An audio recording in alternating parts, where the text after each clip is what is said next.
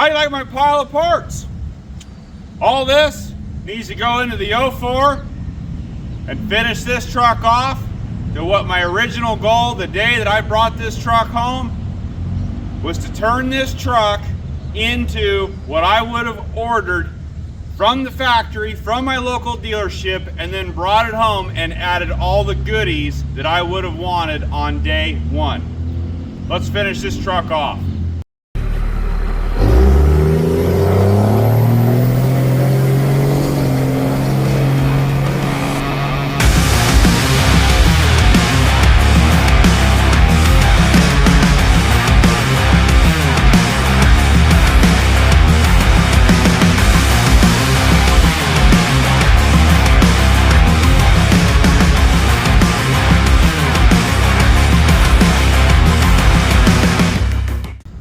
So first and foremost, the last piece of fixing this truck from its age. You know, this truck is a gem. It's a barn find. Never towed anything. Never hardly hauled anything. Had a B&W gooseneck hitch that was never used. It literally carted an elderly couple around that bought it brand new in late 2003. That's what makes this truck a gem, including being, can't leave this out, a 5600 six-speed truck. And when I acquired it, 56,000 original miles. Original clutch, original brakes all the way around. It still has the original front pads in it. Now, that's all the good. The bad is two things. One, more importantly, the old girl, she had to sit outside her entire life. She was never garaged. So for 20 years, 19 years, this poor truck sat outside in the California heat and sun. And it's taken its toll on, well, yeah, you guessed it, the dash. The dash and the bezel around the instrument, or the stereo and your climate controls, both of those pieces are pretty much chips and dip at this point. And so, and then on the outside, of course, you got your headlights, all the other stuff, the plastics on the outside, all that stuff was definitely weathered. And we have taken care of, at this point, all of that. You wouldn't know. Different headlights, painted plastics, new paint, fresh paint. And last is, like I say, to finish the sun damage, is this dash. And thanks to my buddy, you may have heard of him, Samson Andrew, aka V-Belt Son & Son. He was nice enough to sell me for a fair price this uncracked, appears to be in good clean shape dash out of an 04 parts truck. And we've got both the top dash, and we also have this insert that goes below the windshield, and the main part of the dash. I am hoping I don't have to get into that, and we're just gonna do the skins. That's what we're hoping. Then we've got the Laramie piece right there. That actually came with the seats. If you followed my channel, you know about the Laramie conversion that's in this. I did the black suede seats and the door panels with the silver bar and everything. That piece also came. So we got that one that came with this interior. We're gonna throw that in. And then moving on to some fun stuff. This one right here, this right here, we've got some Auxito LED lights. Now, these are plug and play. They go right into the truck, and I'm pretty impressed. They are much brighter than stock. They're a nice color in the spectrum, nice color spectrum. I'm very happy with them. I have now put quite a few hours on these headlights. I tested them with, I did not just throw them in and try to do a review. I put a lot of hours on those headlights and no failures, nothing so far. So we're gonna build ourselves a budget stereo. And when I say a budget stereo, I'm talking a budget stereo, all right? This is a hand-me-down 110 enclosure. that came out of my wife's old Hemi. This is a 10-inch JL Audio W0 V3 that came out of the Mega Cab. Same thing here, a JL Audio JX500 bass amp that also was donated from the Mega Cab. We're going basic here, okay? We've got Type E Alpines. I'm an Alpine guy. I like Alpine, especially from the old school, the old days. And I came up with those used right there for the back seat. I ordered those for the front seat.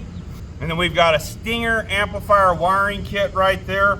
That's an 8 gauge. Now normally, I oversize my wires. I've done a lot of stereo installs. Tunes are important to me. I put a stereo in pretty much everything. And I always upgrade. I always upsize my wire because you never know what you're gonna do in the future. But in this case, for the first time for me ever, I went with an 8 gauge, which covers 600 watts. This is a 500 watt amp. I don't see myself ever adding anything else in this truck. Hopefully I'm not kicking myself down the road and saying you should have followed what you normally do, but we're gonna go for it anyway. Because we're gonna run the highs, the 6x9s for the front area and the 5 1/4s for the rear area, we're gonna run those just off the head unit. And I am running a simple Jensen CM9 that is now a past model. It's not even the current model, but it works. It's simple. We're gonna throw that in. We're gonna slap together one heck of a budget stereo. And the total that I'm gonna have in this, out of my pocket today, get this, $58. Yep, I had those. Those were $41. That kit was $17. Hand me down, hand me down, hand me down. Now, of course, I had to pay it one time or another to replace. Mega Cab got some Alpine Type Rs, which kicks some serious butt. A bigger amp to power those Type Rs. Okay, but we're gonna go with this for right now. This was basically free. My wife upgraded to a better sound system, and this was just tossed to the side. So this really is a freebie on this little enclosure, which isn't worth much anyway. So that's what we got for a budget stereo. And the Jensen head unit, that was already in there. Now, this right here, this is a camera. We're gonna install this as a cargo / backup camera, because I'd like to be able to see back there a little bit better, getting hooked up to trailers and whatnot. So we're gonna throw this in too while we're at it. Okay, let's get on it. Well, step one, get the old piece of junk cracked up dash out of here. So, let me get some tools. As you can see, I've already got a head start on the old Chips Ahoy dash here, but hopefully a few screws that we can get this top skin out of here without having any damage. So far, I don't see any damage to the inner main plastic. So let's hope, fingers crossed, as we dig further in, that's not an issue.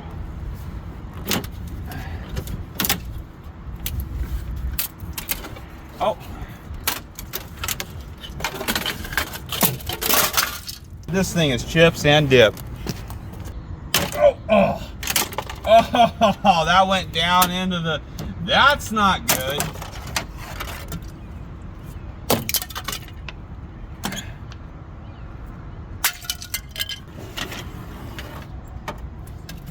Hey, watch a tree freshener. Okay, well, let's get a report. All right.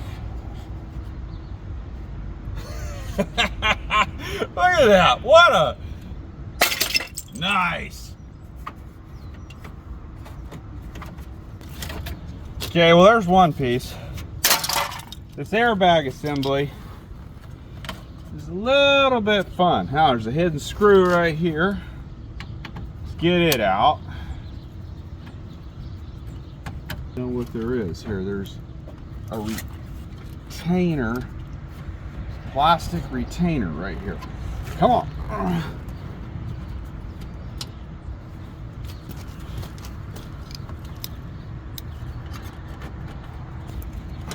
All right, let's see if we got it now. Ha! Ooh.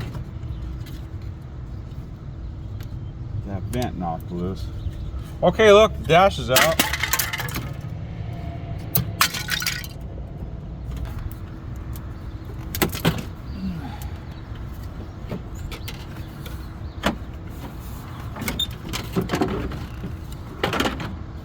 More dash.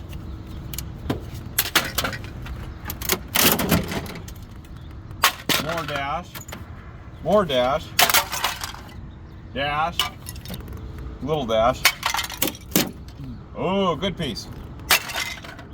More dash. Oh. All right. Done with chips and dip.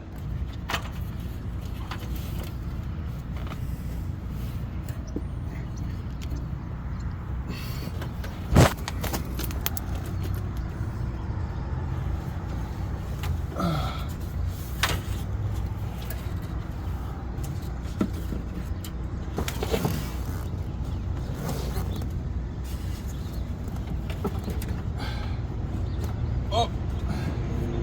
A-pillar interference. Time out.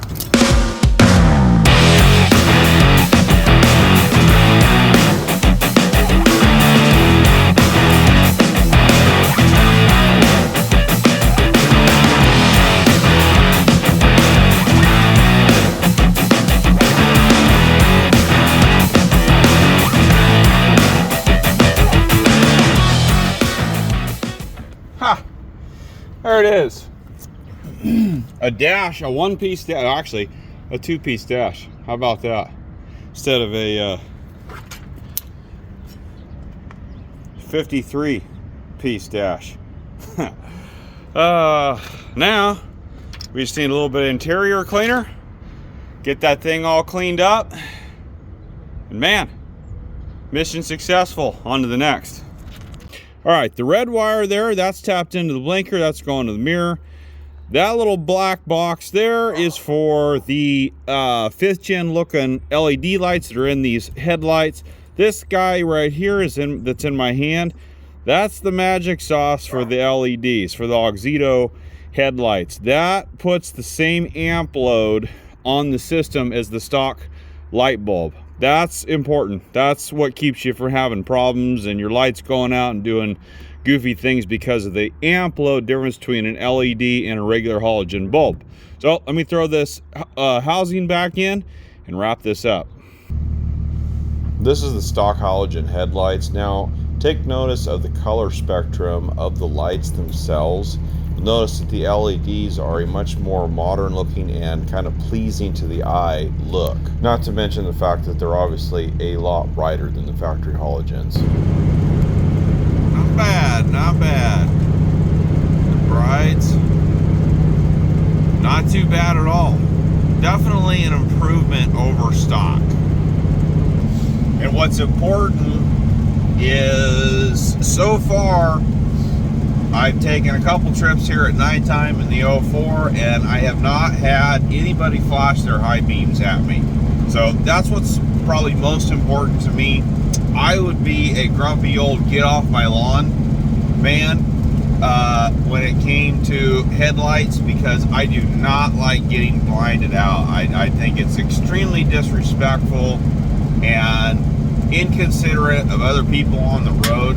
I mean, nothing wrong with wanting a little bit better lighting, no doubt about it, but you gotta have it set up properly so that you don't blind oncoming traffic. That is a road hazard, that is a safety issue. That's a big no-no for me. So far, I have not had anybody flashing their high beams once at me. So definitely I would say these will be staying in for me. All right, so what we got going here, I got my RCA. This will go to the bass amp. I got my remote wire to turn the bass amp on, and I've got my both video wire and power wire for the camera right here. And I'm running them all together. Got them through the carpet. That's the easy part. Now, getting it up into the stereo compartment in there is a bit of a pain in the butt because the air box is all right in here. There's no room. So one trick that I've had in the past is trying to find something rigid like a wire, something bendable, flexible, but you know, not too soft, not too hard.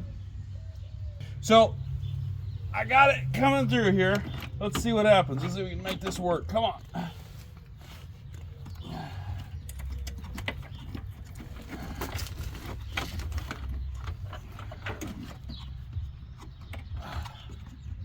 Oh, we need a little bit more down here.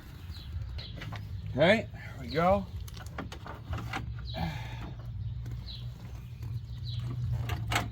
Ah, ha. All right. There we go. That tucks in back there. I got my wires all up here. And for me, did I say this already? An 1/8 inch irrigation line was just the ticket. Okay, next step, running this over here, we're gonna put the amp right underneath the seat. So that's where the RCA goes, and the remote wire, the black wire, needs to continue and actually get outside the truck because it's gonna go up the headache rack in the back.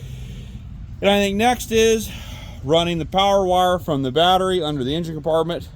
Same thing, it's got to pop up under the seat. So here we go. Got the amp in. Okay, starting from up here, here's our power wire. Nothing fancy, we just got the fuse zip tied in, and the line going through the firewall, that's all zip tied in a couple of spots. Coming up through the floor, we got our cords ran. Coming up, there's the amp right there. Yeah, that was fun. Getting through here with the speaker wire. It comes up right here through, and we're wired into our JLW0V310. There we go. Amp's wired. Moving on. So now we'll get these Alpine speakers installed. Now, I saved the easy part for last because pretty easy, especially on a 3rd gen, to pop these door panels on and off. And you know, like I was mentioning, the goal here, we're not getting real fancy with this truck, but we're gonna go with these Alpine bottom of the barrel. Yeah, they're the base model speaker for Alpine, the Type E.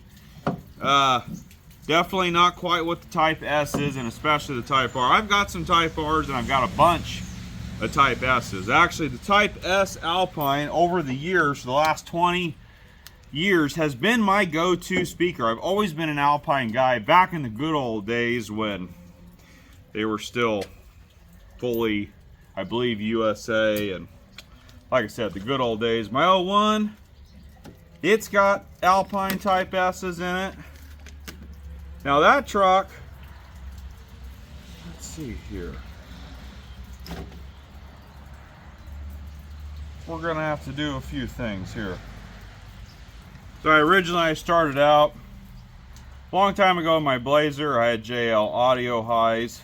And then when I did my 01, when I was 18 years old, I went with Type S. And I thought they sounded better than the JL stuff in my Blazer.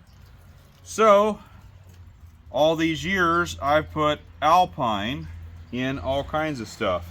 Tractors, trucks, you name it. Now I had to cut this plug off. I had to cut the plug off, the factory plug, and figure out, just for future reference, driver's side rear, lime green is positive, forest green is negative. That's a negative. So, my Mega Cab, I think I put Type R's. Seems like it's got a mixture. It's got Type R's in either the front or the back, and Type S's in the front or the back. But, you know, these Type E's, like I say, they're no Type S or especially a Type R. But, on the other hand, they got to be twice as better than what just came out of here. I mean, am I right? I got to be right on that. So we're going to give them a try. I picked these up actually secondhand, used. Come on, baby. There we go. There's that one. All right.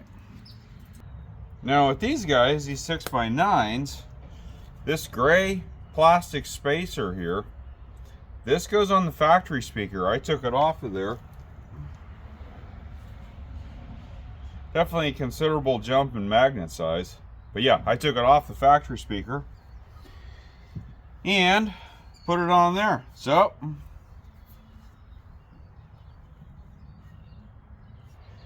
all right. And one basic base model Alpine Type E installed. So we're getting pretty close on this deal. Let me wrap up the other side. So here's what we got going on here to finish up this wiring and to be able to turn this camera on and off. I got this little critter right here. This is a 3D printed switch panel. I got it off of Etsy, Prezzato Customs. Not bad. Make sure that you choose to opt for the option of some sort of facing. It's only a few dollars extra, and you don't want the raw CNC as the face. That's kind of ugly. But like I said, that's the fake black leather facing. Not bad. Do not be in a hurry for it. I had to wait a few weeks to get this finally in my hand, and but I got it. So it replaces, here's the early 3rd gen Pocket. All right, so that right there replaces that. And by the way, also I may add, it does not come with the switches. I had to order the switches off Amazon. We went with 5 rocker switches, and this little guy right here, this is a USB port, a dual USB port, and it also shows our voltage. Nice to have a couple of extra spots to charge from.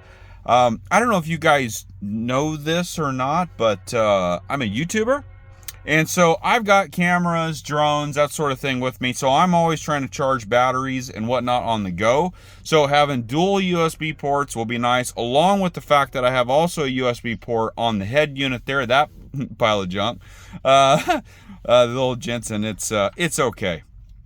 But so this goes right there. Boom.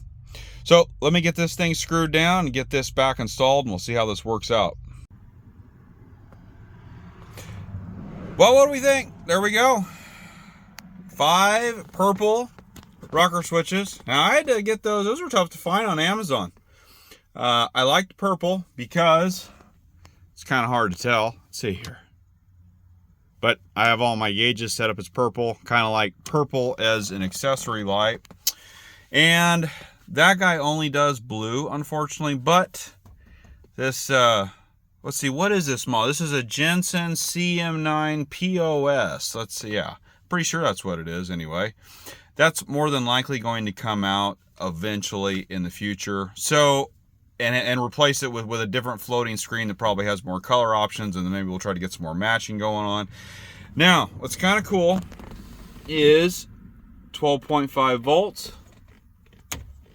We got dual charging ports, 4.8 amps at 5 volts. Hopefully that should be a fast charger. That's going to be pretty sweet. And now, when I hit this right here, there's the camera right there. So I opted to go that route. It just seemed to be make the most sense to me. It's easy to reach down real quick and flick that on. I don't always need a backup camera. I've survived for 20 years with a driver's license, longer than that. 25 years with a driver's license without having a backup camera. but it's there if I want to flick it on. And what's nice is, and I can turn it on and leave it on, like I say, to be able to check cargo, keep an eye, see what's going on back there, get another point of view on the trailer or what's on the deck of the truck. So, and like I said, I dig the purple. I think that's pretty cool. And the plan here is I've got some accessory lights and work lights I plan to maybe eventually add to this truck that could go here. And then got 3 extra rocker switches for who knows what. But that's a wrap. And I'm thinking this looks pretty darn good. Let me know what you think in the comments. Well, let's give it a try. We got 4 new speakers in the doors. We got a 10-inch JL sub in the back, and we got an amp running that. We're gonna run these door speakers just off the head unit. So we'll see how it sounds.